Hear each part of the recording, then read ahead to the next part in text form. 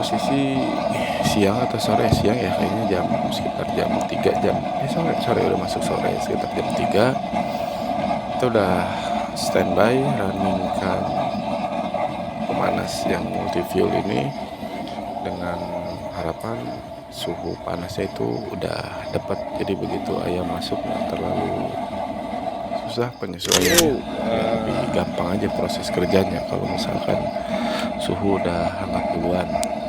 Jadi ini preheat atau kita panaskan dulu ruangan sebelum ayamnya datang. Nah, rencana datang tuh malam ini. Ini masih kosong, pakan juga belum ditebar, cuma sengaja oli. Jadi biar panas duluan.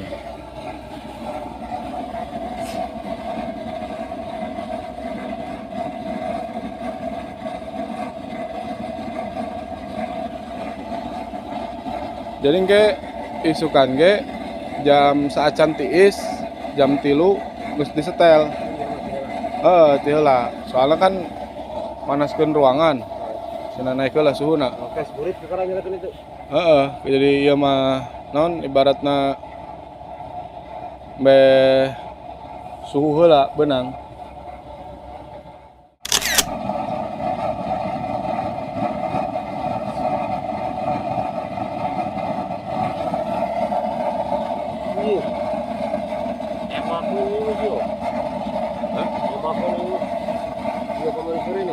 Di mana? Langsung di bare bensin tadi ngurung kana? Taku kertas. Bensin, kertas. Bensinnya padahal mah ieu nah, kotor. Kita hangatkan dulu sebelum DOC datang. Itu tuh apa? Persiapan brooding. Jadi nanti malam perkiraan DOC datang. Nah, ini kita jalankan dulu yang pakai oli bekas. Api biru bersih tanpa ada asap, nggak ada bau, pokoknya bersih banget yang sekarang.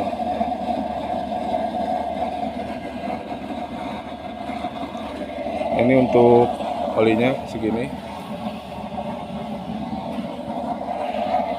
Kipas itu nggak di full, nah cuma setengah pelan. Nah ini oli segini nih, ini yang paling pelan banget gitu,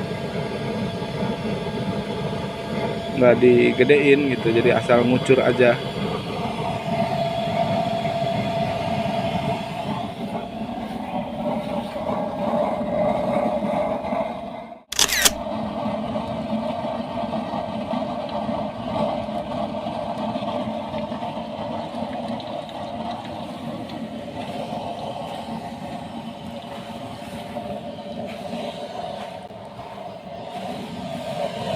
Nah, untuk penyetelan oli sebenarnya kalau misalkan di upgrade nih kipas ada yang lebih gede lagi dari ini dan atau kecepatannya di upgrade juga yang lebih gede, bisa olinya gede. Cuma ini kita kasih kipas yang memang api itu sedang aja, nggak kecil nggak gede, makanya si oli juga asal muncul aja itu, bukan yang netes. Bisa netes cepet, bisa apinya itu agak kecil gitu kan. Nah, cuma kita pilih yang muncul pertama itu muncul paling kecil itu supaya api sedang aja nyalanya dan konsumsinya pun itu nggak bakal habis 1 ember, bahkan setengah ember kadang-kadang biasanya itu kita rasa sudah cukup untuk keperluan panas di kandang kita.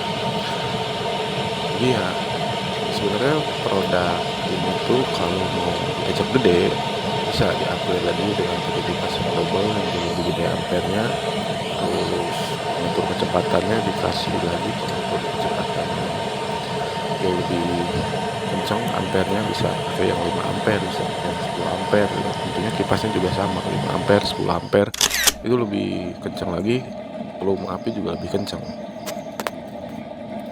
Nah, yang kita pakai tuh volume apinya ya dari sinilah, nggak jauh-jauh, lebih gede sedikit. Nah, tapi kalau ini karena masih awal nyala jadi belum merata, belum stabilnya tuh belum segini, bisa lebih gede dari ini. Untuk lantai atasnya juga sama seperti lantai bawah tadi, kita nyalakan duluan.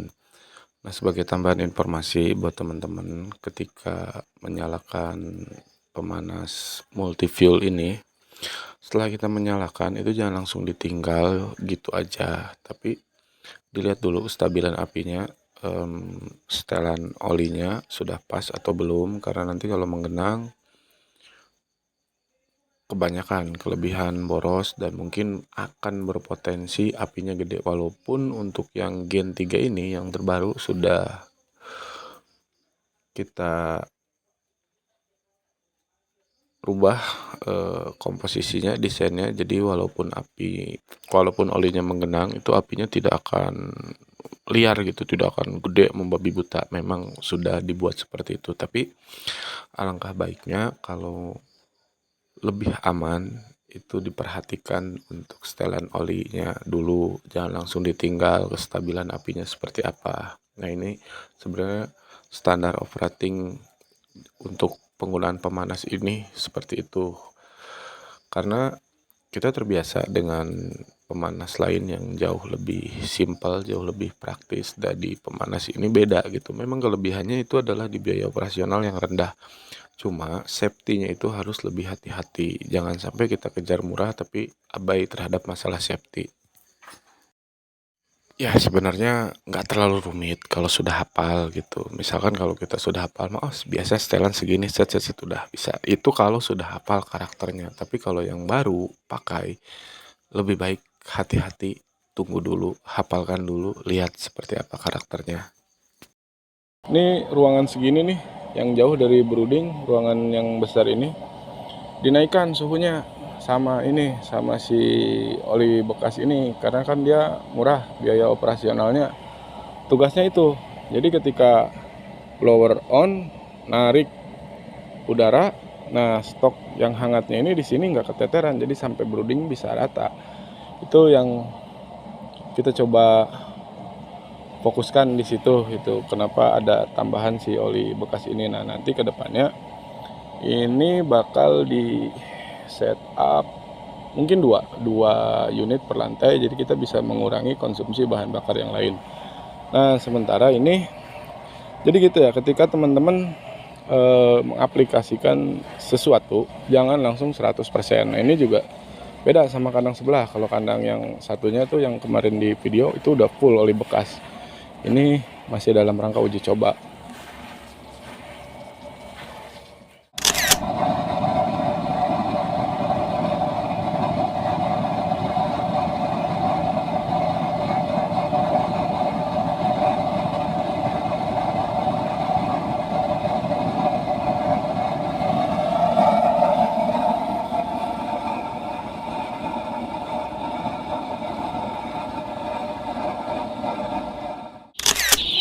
Keluarkan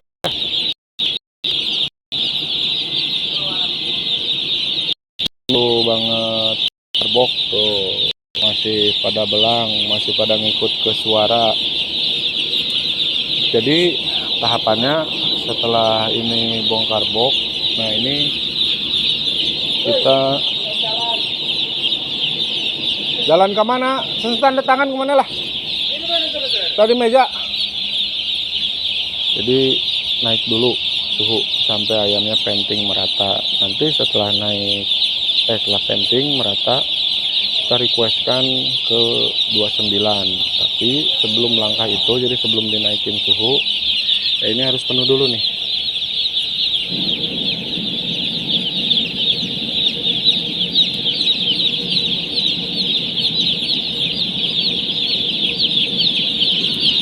Ini full dulu, kita isi mangkok nipelnya sampai merata jadi pakan. Nah, mungkin teman-teman ada yang heran nggak pakai koran, nggak pakai baby chick, kita cuma pakai seperti dan baby chick punya, koran juga masih adalah stok mah, cuma kita nggak pakai. Jadi hubungan dengan treatment yang tadi gitu, naikin suhu setelah naik suhunya di treatment ke di requestkan ke suhu 29, lalu dinormalkan kembali sampai nyebar. Nah, nyebar itu normal kembali itu ukurannya adalah suhu tubuh ayam nih pakai termometer badan dikurangi 8, itu pasti nyebar. Nah, itu patokannya. Kenapa di treatment kan begitu? Jadi memori ayam itu terbatas, sistem imunnya juga terbatas. Nah, makanya kita merekamkan itu gitu. Jadi rekaman tentang kondisi di kandang, ada panas, ada dingin, ada nyaman, itu direkam di memori ayam. Rekaman yang paling awal kita kenalkan ke ayam tuh rekaman itu. Nah, makanya kenapa mangkok nipelnya harus penuh dulu, supaya pada saat dia penting, nanti setelah penting merata nih panik nih ayam nyari minum. Nah, supaya nggak ngandelin dari nipelnya aja, tapi di mangkoknya udah terisi. Nah, itu lebih aman gitu, caranya kayak gitu. Itu proses itu 1 hari 2 kali selama 3 hari. Nah, itu dulu informasinya gitu. Ini belum beres, kita juga persiapannya masih ini, karena tadi supir dari berangkat sampai kandang nggak ada informasi, ujung-ujung nyampe aja gitu. Jadi ya lumayan berantakan lah. Biasanya sih mangkok nipel udah terisi semua, pakan udah terisi, ini dadakan gitu ceritanya. Aduh, ini baru banget masuk tuh Pak, masih acak-acakan, masih ngikut ke suara. Jadi kita nggak pakai koran, nggak buang-buang pakan juga, karena ayam yang baru nyampe itu cuma sedikit yang minat ke makan. Selebihnya ayam tuh lebih interest ke minum. Nah, habis ini setelah beres semua, mangkok nipel nanti diisi manual semua sampai full mangkok nipelnya semuanya. Kita naikin suhu sampai ayamnya penting. Udah penting, kita dropin lagi ke suhu 28, 29, udah suhu 28, 29, baru balik lagi ke suhu idealnya si ayam. Enak kan, simple, nggak terlalu banyak aneh-aneh. Pengeluarannya juga jauh lebih sedikit, jadi kita cuma mengeluarkan yang memang dirasa penting dan ada efeknya. Kalau yang kiranya dirasa nggak ada efeknya, nggak kita pakai.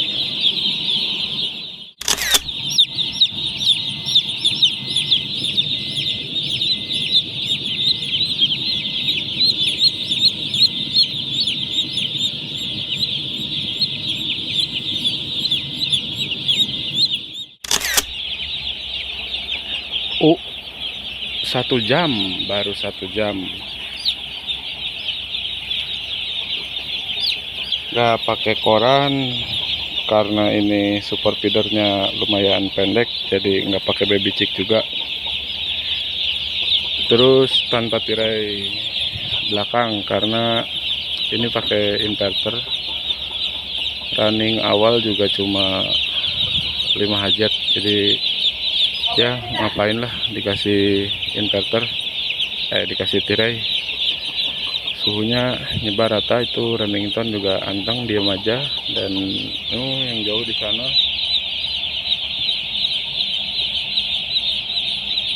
nah heater oli, kita pakai oli bekas. Terus ini depan Gasolek 5, belakang 3. Nah, biasanya nih kita cuma 3 hari kalau Gasolek di awal aja untuk naikin suhu instannya. Nanti kita lihat besok kalau udah mau di 29 udah nggak perlu Gasolek. Halus sapinya langsung dalahar, langsung minum.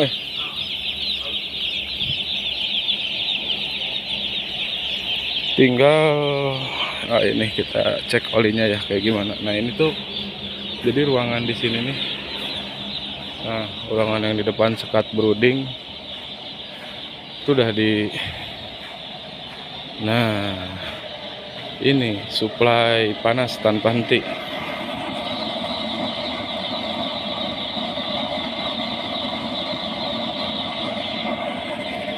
Suplai panasnya dari sini.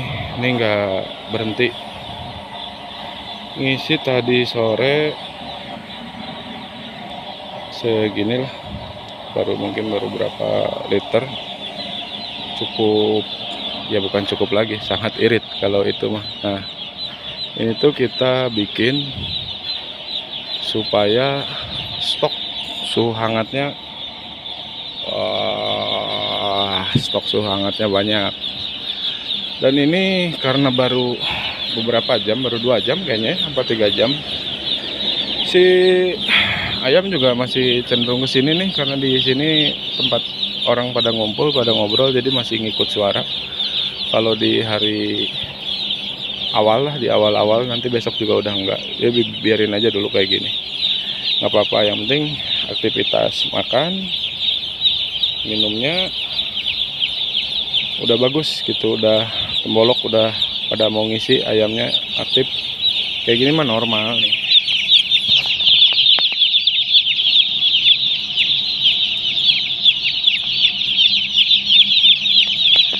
Jadi baru berapa jam mah udah nggak usah nyari dulu sebaran. Yang penting kita lihat respon si ayam, cenderung banyak yang makan, yang minum, aktif, ya itu udah alhamdulillah lah. Nanti besok kita cari sebaran. Kalau sekarang biarin aja itu pada bergerombol.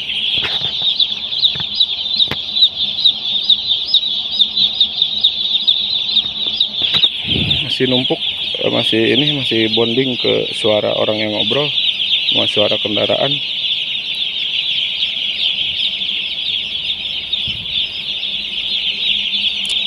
Kita lanjut lagi lah sekilas infonya nanti. Assalamualaikum warahmatullahi wabarakatuh.